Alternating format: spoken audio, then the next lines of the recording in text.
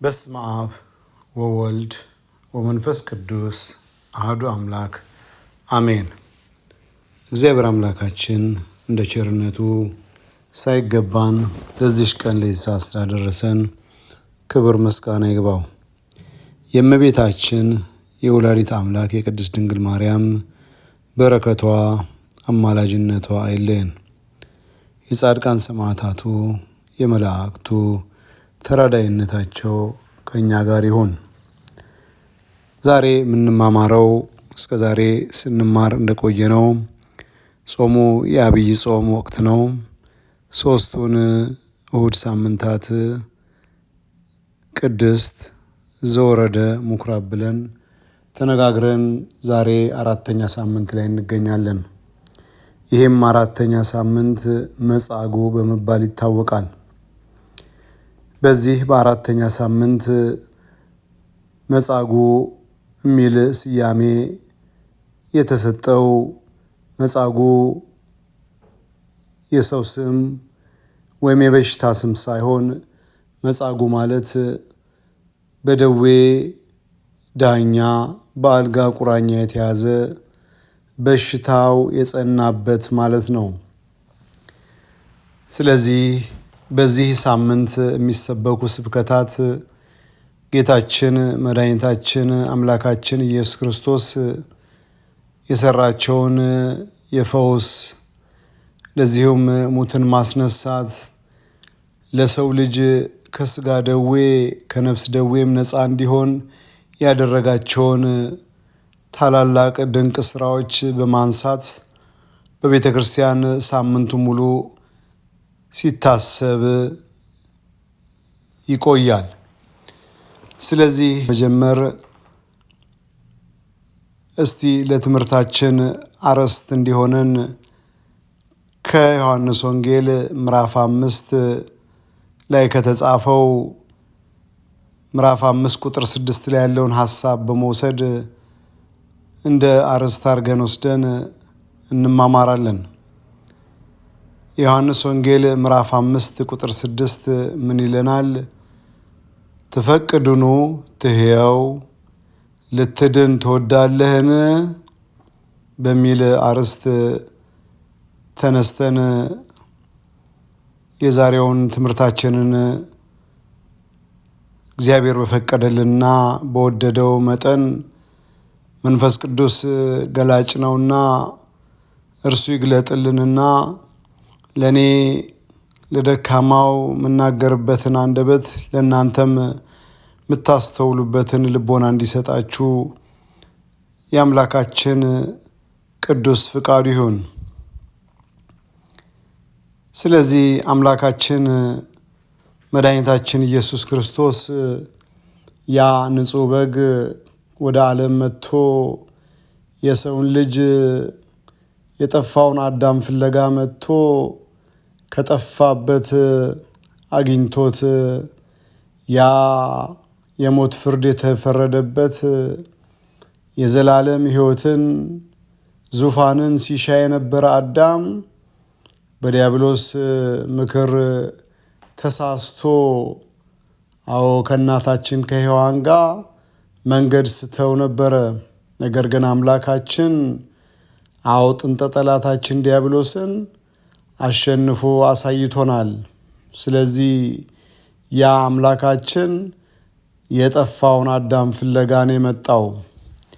ስለዚህ የዛሬው ትምህርት ከማዳን ጋር ከፈውስ ጋር የተገናኘ ነውና አምላካችን መድኃኒታችን ኢየሱስ ክርስቶስ እስራኤል በ8 ቅጽሮች የተቀጸረች ነች። ከ8ቱ በሮች ውስጥ አንደኛው የበጎች በር በመባል ይታወቃል። ይህ የበጎች በር በጎች በኦሪቱ በዛ በር በማለፍ ለመስዋዕት የሚቀርቡበት ነበር። ያም ከእግዚአብሔር ከአምላካቸው ጋር ለመገናኘት ለመነጋገር ሲሉ ያንን ያደርጋሉ። የሰው ልጅ ኃጢአት ከሰራ ከበደለ አምላካቸው ይቅር እንዲላቸው በበሽታ በደዌ ከተያዙ ምሕረት እንዲያገኙ ፈውስ እንዲልክላቸው በዛች በበጎች በር ንጹሕ በግ የሆነ ጸጉሩ ያላረረ ጥፍሩ ያልዘረዘረ እንደዚሁም ቀንዱ ያልከረከረ በግ በማስገባት በዛች በበጎች በር መስዋዕት አድርገው በማቅረብ ከአምላካቸው ጋር ይነጋገሩና ፈውስን ይልክላቸው ነበረ። አምላካቸው ከነሱ እንዳልተለያቸው እንዲያውቁ እንዲረዱ የሰው ልጅ ተስፋ እንዳይቆርጥ አምላካቸው ምንም አዳም አባታችን በድሎ ብንጠፋም ከርስቱ ብንጎልም አምላካችን የማይጨክን አምላክ ነውና በዛ መስዋዕት በሚያደርጉት በግ ያነጋግራቸው ፈውስም ይልክላቸው ነበር።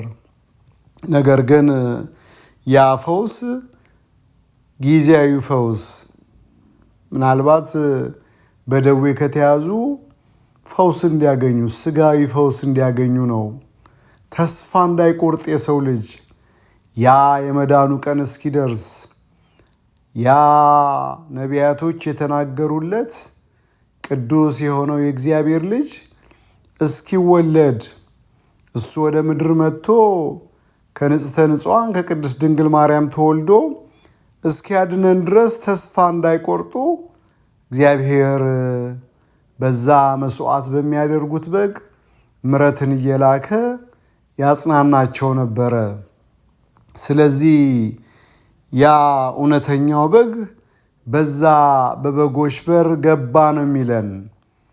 ስለዚህ ዓላማ አድርጎ የሄደው ያንን 38 ዓመት ከአልጋ ጋር ተጣብቆ የነበረውን መጻጉዕን ለማዳን ነው፣ ፈውስ ሊሰጠው። 38 ዓመት ሰው የለኝም እያለ ሲሰቃይ የነበረን ሰው ፈጣሪው ነውና እሱም ፍለጋ በዓላማ አድርጎ በበጎች በር ገባ ይለናል። በበጎች በር ሲገባ ትልቁ ነገር የኦሪቱን መስዋዕት ሽሬዋለሁ፣ በበግና በዋኖስ በእነሱ መስዋዕት በእነሱ ደም ልትድኑ አትችሉም፣ እምትድኑት በእውነተኛው በእግዚአብሔር ልጅ በሆነው በኢየሱስ ክርስቶስ ደምና ሥጋ ነው ሲል መስዋዕት ሆኜ የምቀርበው እኔ ነኝ። ከአሁን በኋላ በበጉ አይደለም ከአምላካችሁ ከፈጣሪዎቹ ጋር የምትገናኙት፣ ፈጣሪያችሁ አምላካችሁም ከእናንተ ጋር የሚኖረው በእኔ በንጹሕ በግ ነው ሲል ነው።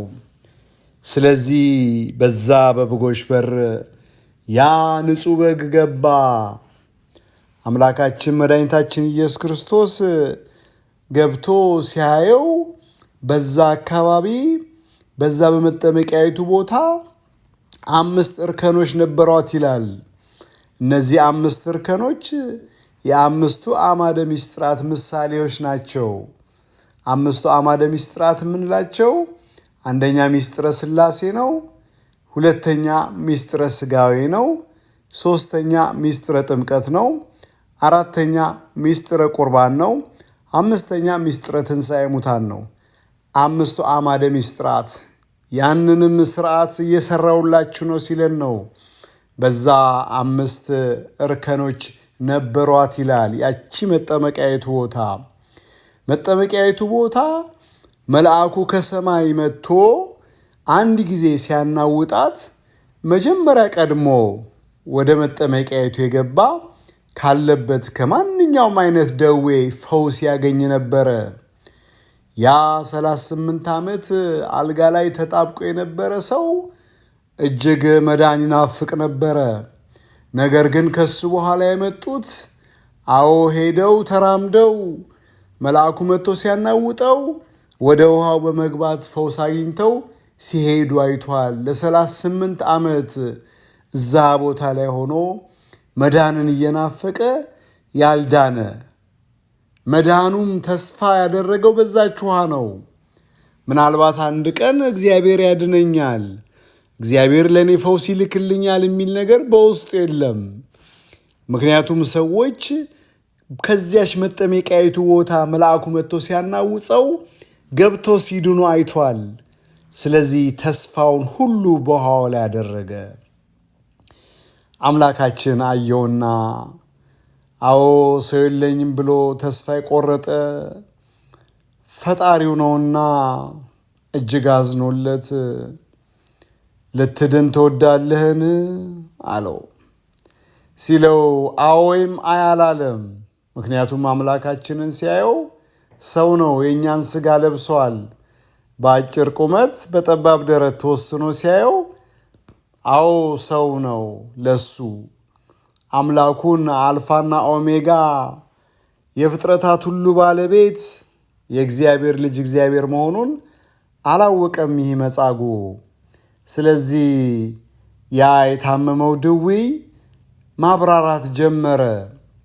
ውሃው ሲናወጥ ቀድመውኝ እየገቡ ይድናሉ፣ እኔ ግን ወደ ውሃው የሚያስገባኝ ሰው የለኝም አለ። አዎ ሰው የለኝም፣ በሰው ነው የተጠጋው። ሰው ቢኖረኝ ሰው ይረዳኛል ብሎ ተጠግቷል። በዓለም ነገር ነው የተጠጋ በሽተኛ። በውሃውም እምነት አሳድሯል። ሰዎች እዛ ውስጥ ገብቶ ሲድኑ አይቷል። ያ የሚድኑበትን ምክንያት በእግዚአብሔር ሥራ መሆኑን አልገባውም፣ አልተረዳም።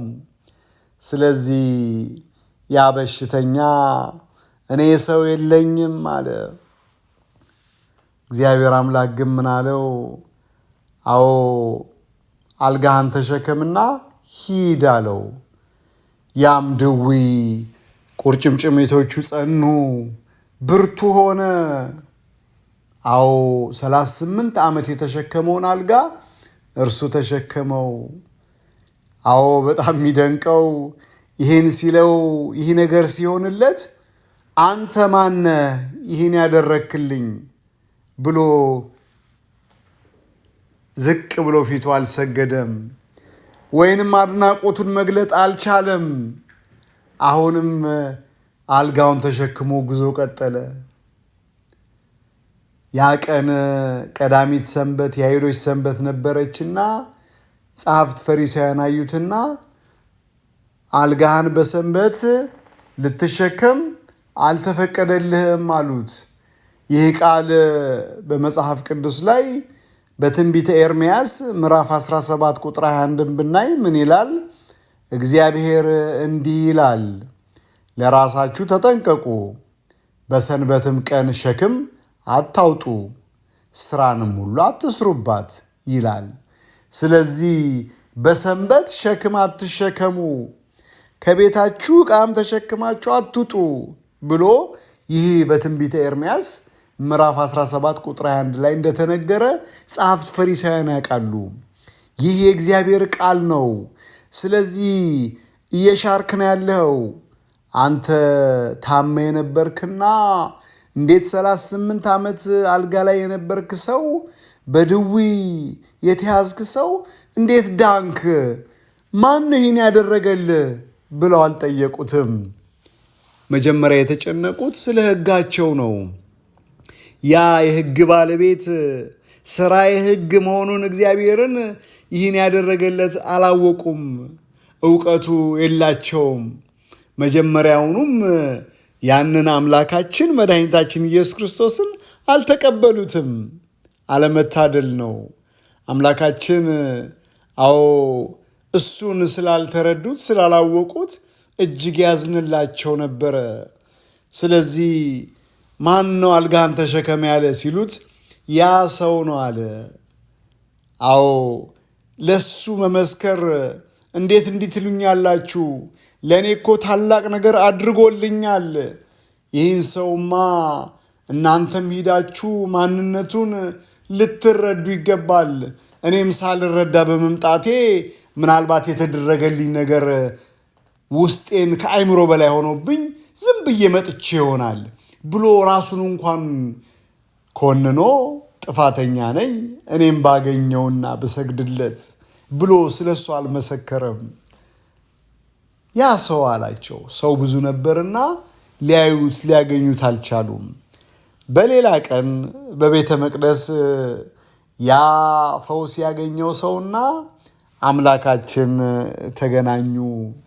እዛ ቤተ መቅደስ ውስጥ አግኝቶት አምላካችን አዎ ፈጣሪው ነውና ምን አለው? ጠጋ ብሎ ከዚህ የከፋ እንዳይደርስብህ ከእንግዲህ ወዲህ ኃጢአት አትስራ አለው። አምላካችን አሁንም የእሱን መዳን ይናፍቃል። ከሥጋ ደዌ ድነሃል፣ ይሄው በአይምሮ ሊሆን አይችልም ብለህ ሰው የለኝም ያልከው ፈውስን አግኝተሃል። ከአሁን በኋላ ግን የነፍስ ቁስል ነፍስህ እንዳትጎድፍ ኃጢአትን አትስራ ሲለው ነው።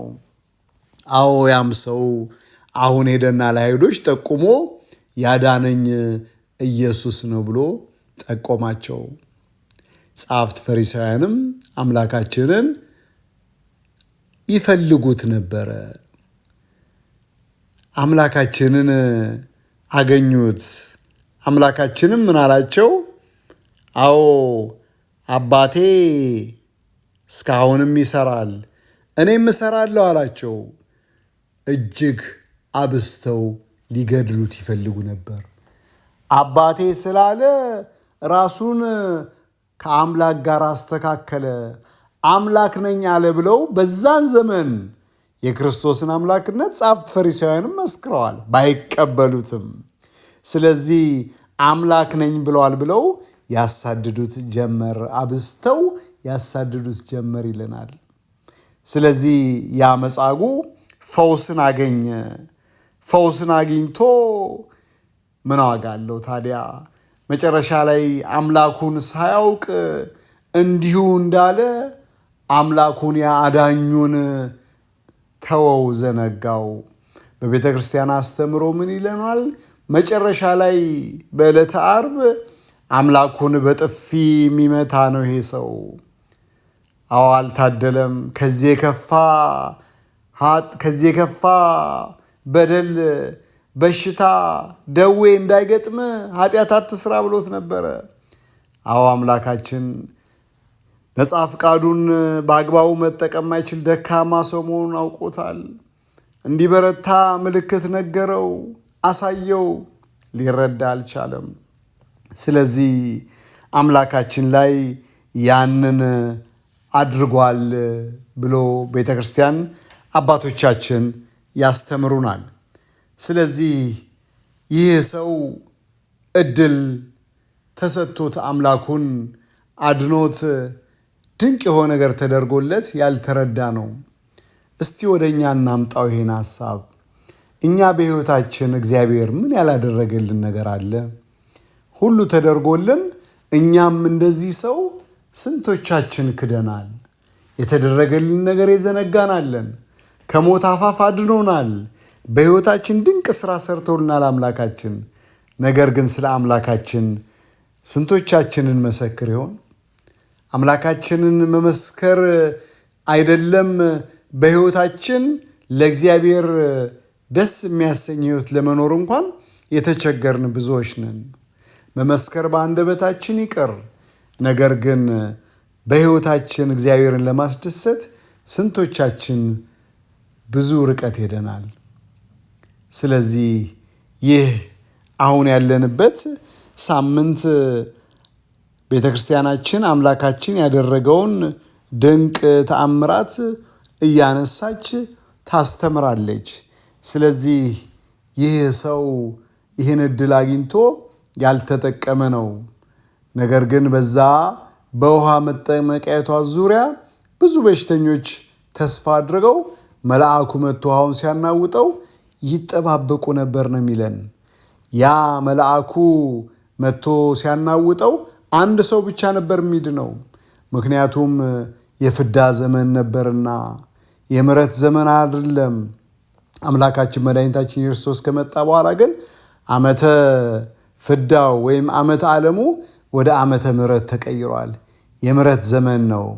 አሁን የሰው ልጅ በአንድ ቦታ በአንድ ጸበል ላይ ሁሉም ሰው ሊድን ይችላል።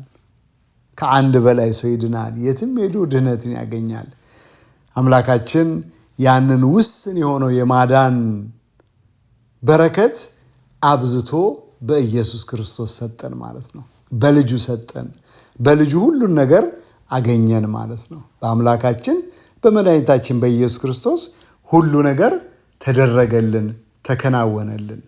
ስለዚህ ይህ መጻጉዕን ሁላችንም ስናከብር የእግዚአብሔርን ነገር በመጽሐፍ ቅዱስ የተነገሩትን ነገሮች ሁሉ በማየት በማስተዋል አምላካችን ምን አደረገ ብለን ሁላችንም ይህን ነገር ልናይ ይገባል ማለት ነው። በመዝሙረ ዳዊት መዝሙር 89 ቁጥር 10 ምን ይላል? የዘመናችንም ዕድሜ 70 ዓመት ቢበረታ 80 ዓመት ነው፣ ቢበዛ ግን ድካምና መከራ ነው ይለናል። ስለዚህ የዘመናችን ዕድሜ 70 አለ፣ ከዛ 80፣ ከዛ በኋላ ድካም ነው አለ። ምናልባት አብዛኞቻችን የዕድሜያችንን ግማሽ የኖርን ልኖር እንችላለን። እንደዚሁም ደግሞ 70ና 80 ማለት ትልቅ ዕድሜ አይደለም፣ ትንሽ ዕድሜ ነው። ድሮ አባቶቻችን እግዚአብሔር አምላክ ጸጋውን አብስቶላቸው በነበራቸው ከእግዚአብሔር ጋር ባላቸው ዝምድና የዕድሜ በረከት ነበራቸው፣ ረዥም ዕድሜ ይኖሩ ነበር። ነገር ግን የሰው ልጅ እግዚአብሔርን ከበደለ በኋላ ዕድሜው ውስን ሆኗል።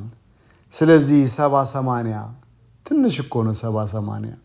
ስለዚህ እሱም እግዚአብሔር የፈቀደለት ሰው እዛ ጋር ቢደርስ ነው። ስለዚህ በዚህ ባለችን አጭር ጊዜ የዓለምን ነገር ትተን በዓለም ሕይወት የማይረባና ደስ የማያሰኝን ነገር በመስራት እግዚአብሔርን ከማሳዘን ወጥተን የእግዚአብሔር ለመሆን ሁላችንም በየጊዜው መትጋት ይኖርብናል።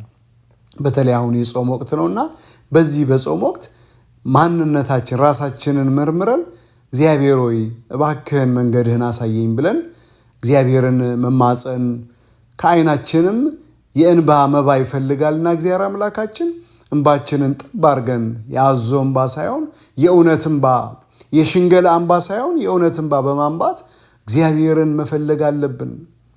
ብዙዎቻችን ሸንጋዮች ነን። በከንፈራችን ለሰው ምናዝን እንመስላለን። እንደዚሁም ደግሞ የሽንገላ የአዞ እንባ የውሸት እንባ እናነባለን ለሰው ያዘንን መስሎን። ስለዚህ ይህን ክፋታችንን አርቀን የእግዚአብሔር መሆን ያለብን። የቀረን አጭር ጊዜ ነው። አምላካችን ይመጣል፣ እኛም ይህን ዓለም ጥለን እንሄዳለን። ስለዚህ ትንቢተ ሕዝቅኤል ላይ ብናይ ምንድን ነው የሚለን? ትንቢተ ሕዝቅኤል ምዕራፍ 18 ቁጥር 20 ኃጢአትን የምትሰራ ነፍስ እርሷ ትሞታለች ይለናል። ስለዚህ በኃጢአት ከተመላለስን ነፍሳችን ሞታለች ማለት ነው። ነፍሳችን ደግሞ ከሞተች የእግዚአብሔር መሆን አንችልም ማለት ነው።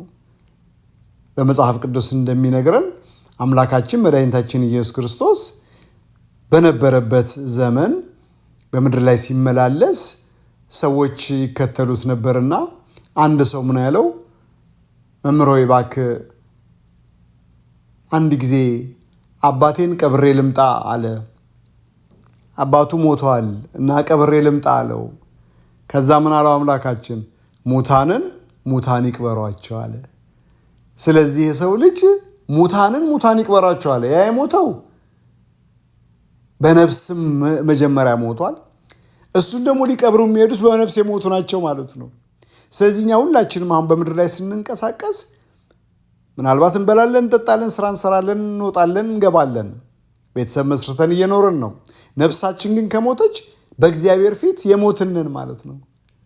ስለዚህ የሞተች ነፍስ ይዘን መኖር የለብንም። ነፍሳችን ሕይወት እንዲኖራት ከኃጢአት መራቅ አለብን። ኃጢአትን የምትሰራ ነፍስ እርሷ ትሞታለች የሚለን መጽሐፉ። ሌላ ጳውሎስ በመልእክቱም ይለናል። ሮሜ 6:23 ብናይ ይለናል የኃጢአት ደሞዝ ሞት ነው ይለናል። ስለዚህ ኃጢአት በሰራን ቁጥር ደሞዛችን ሞትን ነው እየተቀበልን ያለ ነው። ነፍሳችን እየቀጨጨች ነፍሳችን እየሞተች መጨረሻ ላይ እንዲሁ የሚንቀሳቀስ በድን ሆነን ምናልባት በደመ ነፍስ እንንቀሳቀስ ይሆናል። ነፍሳችን ግን የሞተች ነች። ስንሞት ሁለተኛ ሞት ማለት ነው። በነፍስም በስጋም ሞትን ማለት ነው። መጨረሻ ላይ ርስቱን አንወርስም። ምድር ላይ መመላለሳችን ታዲያ ምን ይረባል? ምን ጥቅም አለው? ስለዚህ ይህ ከመሆኑ በፊት ከእግዚአብሔር ጋር የመኖርን ነገር ማንነታችንን ለእግዚአብሔር መስጠት አለብን። ስለዚህ መጽሐፉ ይህን ነገር በደንብ አድርጎ አብራርቶ ይነግረናል። ስለዚህ አምላካችንን እስካሁን ብዙዎቹ አላወቁትም፣ አልተረዱትም። የእግዚአብሔር ልጅ እግዚአብሔር ነው። የሰው ልጅ ሰው ነው። የድመት ልጅ ድመት ነው። የውሻ ልጅ ውሻ ነው። የአንበሳ ልጅ አንበሳ ነው። የእግዚአብሔር ልጅ እግዚአብሔር ነው። ምን ጥያቄ አለው? ስለዚህ እግዚአብሔር እንዴት ይወልዳል ብለን በሰውኛ አይደለም ማየት ያለብን። ስለዚህ የኛ መወለድ በባዮሎጂካል እግዚአብሔር በፈቀደው ስለዚህ ወንድና ሴት ተጋብቶ እንወለዳለን። አምላካችን ግን ከአባቱ ወጥቶ መጥቷል፣ ተወልዷል። ከአባቱ ያ ቃል ወጣ፣ ያ ቃል ደግሞ ስጋ ሆነ። ከእመቤታችን ደግሞ ከስጋዋ ስጋ ከነፍሷ ነፍስ ነስቶ ተወለደ።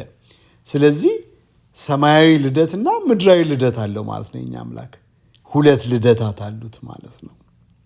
እኛ ከእናታችን ከአብራክ ተወለድን።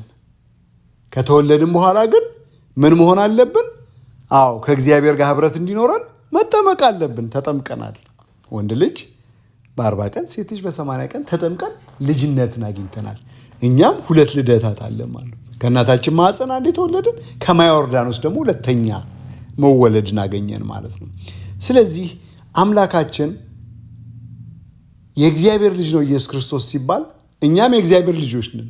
እኛ ግን ምን አይነት ልጆች ነን? የጸጋ ልጆች ነን እኛ። እሱ ግን የባህሪ ነው ልጅነቱ፣ የራሱ ነው፣ ከሱ ነው ወጥቶ የመጣው። እኛ የጸጋ ልጆች ነን።